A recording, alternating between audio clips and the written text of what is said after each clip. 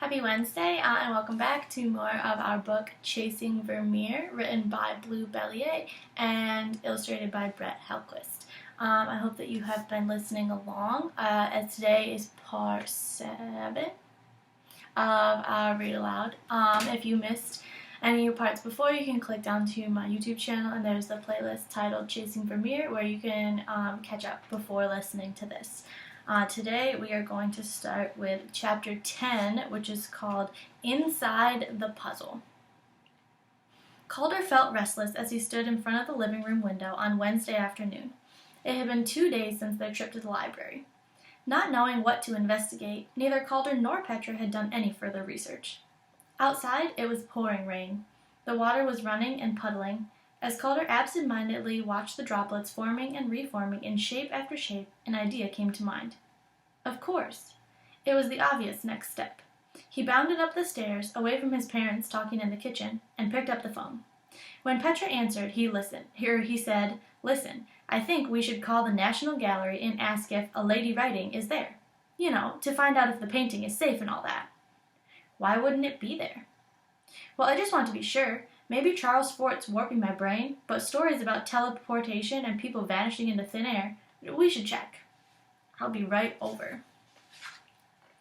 Neither Petra nor Calder had ever called a museum before. They flipped a penny about who was going to speak, and Petra dialed. There was a recording with museum hours and information about shows and tours, and then finally a chance to talk to an operator. Petra held the phone at an angle so that Calder could hear too. "National Gallery of Art." The voice was silky, not young, and very official. We're calling to find out if a certain Vermeer painting is on the wall right now." "Oh, what picture are you looking for?" Petra made a face at Calder. The voice now had that half-fake cheeriness that some adults get when talking to kids. Petra continued, trying to sound as businesslike as possible. "A lady writing." "Let me check my computer. If the painting is on loan, I can tell you." Petra and Calder waited, silent, for her to come on again. "Well, yes, the painting is traveling just now. It's in Chicago. There's going to be a show called Writers in Art at the Art Institute." Petra's and Calder's eyes widened. Calder grabbed the phone, pulling Petra's hair in the process. There was a fierce whispered, "Ow!" followed by a muffled, "Sorry." "Excuse me?" The woman's voice came on again. "Do you know whether the painting is in Chicago now?" Calder was squeezing the phone receiver so hard that his knuckles stood out. The woman on the other end hesitated. "Well, that's what the computer said. I assume so. It left Washington several days ago, and the show opens next week." Sensing that the woman was going to ask them what they were doing, or whom she was speaking with, Calder said a quick, "Thank you, goodbye," and hung up. "Holy smokes, Petra!" Petra nodded, silent. "Are you thinking the same thing I am?" She nodded again. "I'm calling the Art Institute, and this time, Calder Pellet, you're not grabbing the phone and ripping out my hair." After a great deal of waiting and transferring to other lines, the second call told them only that a new show was going up the following week. "Well, it could just be that we're thinking about all this stuff, because the painting is part of a show here, and we're just picking it up, that's all."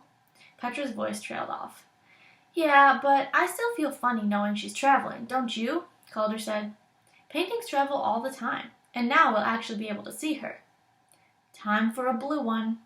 They sat cross-legged on the floor with the geographer between them, arguing about whether the M&Ms they'd picked were the same size. They played a half-hearted game of Monopoly. Calder's mom brought them cookies on dark blue napkins covered with green frogs. "Hey, where'd these napkins come from, Mom?" "I don't remember, but they're fun, aren't they?" After she left the room, Calder and Petra looked at each other. "Maybe the rain gave the frogs an excuse to drop in," Calder grinned. "Right. Speaking of frogs, any news from New York?" Calder had called Tommy the night before. He had told Calder he was beginning to wonder if there was a reason that everyone in his neighborhood was so unfriendly, like there was some huge secret he hadn't figured out. Frog was definitely not around, and no one wanted to tell Tommy why. He admitted to Calder that he might have been a bit dramatic with the kidnapping stuff, but facts were facts. Frog was there one day and gone the next, and no one was talking. "I feel bad not being able to help," Calder said to Petra. "It must be creepy, wondering if you'll be the next kid to go." "Maybe your Pentamenos will say something," she suggested. Calder stirred them around. He pulled out an N. He frowned. "N for what?" Calder thought aloud. New York? No. National Gallery? Forget it. A serious case of Vermeer on the brain. Yeah, it's hard to think about anything else. After school the next day, Petra raked leaves with her dad, who seemed to be in his own world lately. He never passed the food at meals. He had forgotten to turn off the bathtub a couple days ago. He tried to put on tiny socks from the socks basket and just looked puzzled when they didn't fit. Now he raked over and over the same spot on the lawn. The grass was pulling up, leaving patches of bare dirt. Dad? Petra had stopped working. Yes? Are you okay? Petra's dad looked at her as if she were on the other side of a closed window. He lifted his hand in a stiff wave. Fine.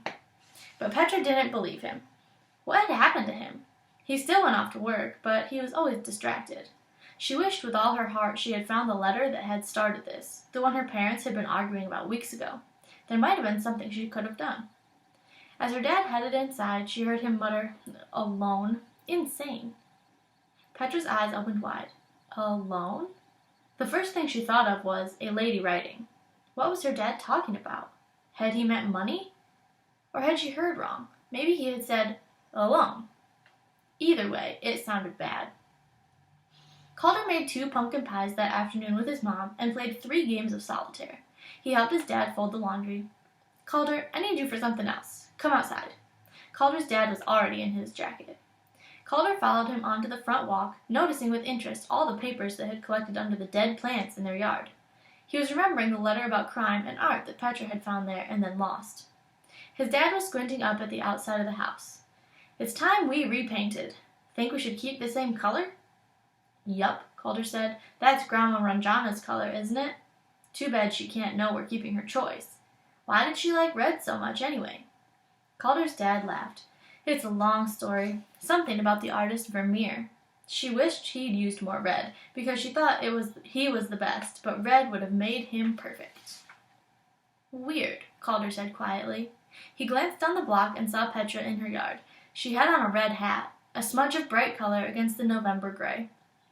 Sometimes he wished he had never heard of Fort or Vermeer. Events that were purely accidental were beginning to feel like they fit together, but not in a way he understood or even knew how to think about. It was one thing if you were using a handful of plastic pieces to find solutions to a puzzle. It was another if you felt like you'd fallen inside a puzzle and couldn't get out. Chapter 11. Nightmare. At 7:30 on the morning of November 5th, Calder was hunting for his sneakers. Petra was looking under the living room sofa for the hairbrush. Both reached their kitchens at the same moment. In the Palais household, Calder's parents were pouring juice, pulling out cold cereal boxes, and talking. Calder caught the words tragic and shocking. What's the matter? He asked. In Petra's kitchen, her mom was making cheese sandwiches and talking to her dad.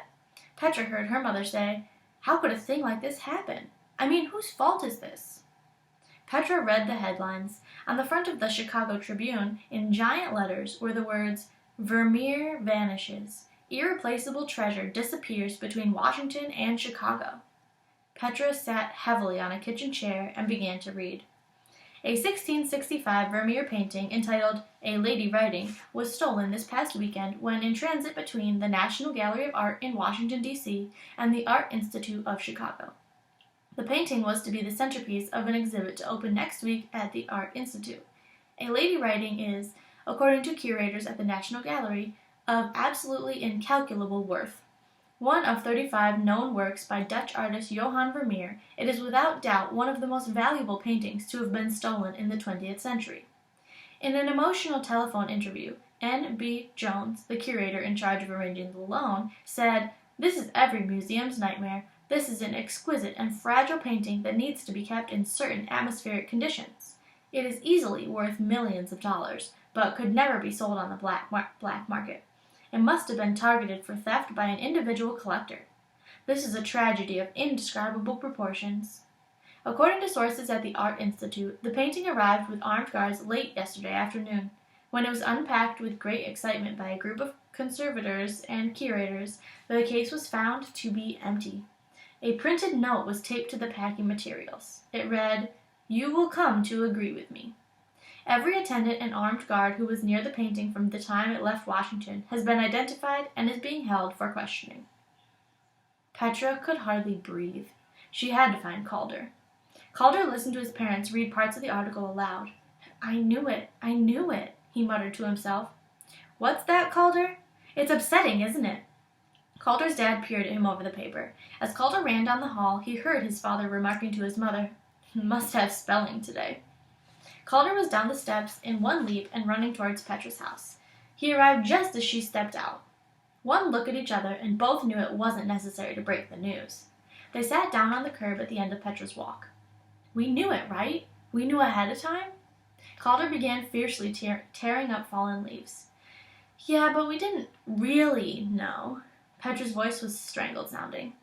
Besides, who would have paid any attention to two kids talking about what sounds like a few coincidences?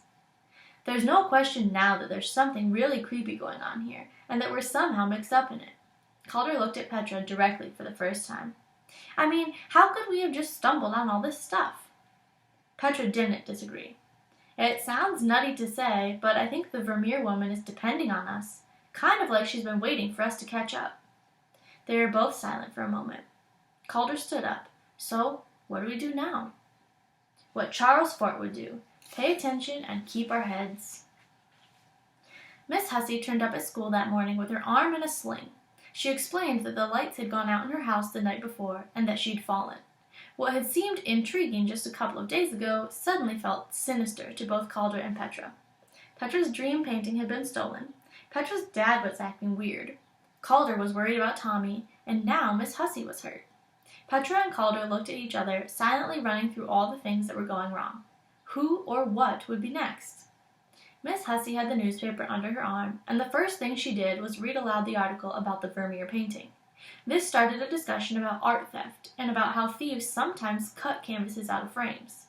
Miss Hussey told them about a theft in 1990 at the Isabella Stewart Gardner Museum in Boston. Thieves had dressed as police and had gotten the night security guards to let them in. Then they tied up the guards, turned off the alarms, and stole at least 10 paintings, including a Vermeer and a Rembrandt. Those paintings were still missing. She told them a number of other stories about art thefts, some of the plottings ingenious and some a mess. We just have to hope, Miss Hussey said, that this thief is not a professional. You mean that he'll do something stupid? Calder asked. Something that will give him away? Or that he or she will crack under the strain of it all, she said, her voice sounding tired. I'm giving you free work time this morning. I don't feel very well. Most of the class whispered happily or read, seeming to forget about the Vermeer. All day, a book with a full-page reproduction of the lady was propped open against the blackboard. Calder walked by it and was surprised to realize that it was the same book they'd seen Miss Hussey pay for at Powell's a couple weeks earlier. The word Calder had seen on the cover hadn't been never. It was part of Netherland. Netherlandish painting. When he told Petra, she got very quiet. Another coincidence, she said, her voice barely audible. I didn't like the way Miss Hussey said that thing about cracking under the strain. She looks like she's cracking. Think we should tell her we've been studying Vermeer too? It might cheer her up, Calder suggested. Petra thought for a moment. No, she said slowly, and I'm not sure why. I think she's in some kind of trouble, and I don't want her to think we've noticed. Otherwise, we won't be able to help. Petra looked at Calder. Right. She wouldn't want us to get hurt, too, Calder finished. Suddenly, he remembered the pentomino Denise had kicked under Miss Hussey's desk. It had been T. T for trouble. Walking home that day, Calder and Petra saw Miss Hussey cross Harper Avenue and head toward Powell's. They knew exactly what to do. Hurrying to the corner, they looked both ways. There was no one in sight. She must have gone inside. Maybe we can see something through the front window. Mr. Watch is usually facing the other way. If we walk in the door, she might be right there. Petra nodded. They crept under the window and stood up just enough to peek over the display shelves. Miss Hussey and Mr. Watch were talking intently, their heads close together. It was frustrating, being so close to them and not being able to hear. Petra's and Calder's minds were racing, but in different directions. Calder was going over everything he'd seen Mr. Watch ever do that was puzzling. Why did he spend so much time in the art section of the store? It seemed like he was always straightening books over there. Why had he been so friendly to Mrs. Sharp, walking her to the store before Calder started her deliveries? And were he and Miss Hussey friends? Petra was wondering what had made Miss Hussey buy that art book weeks ago, and whether it was just a coincidence.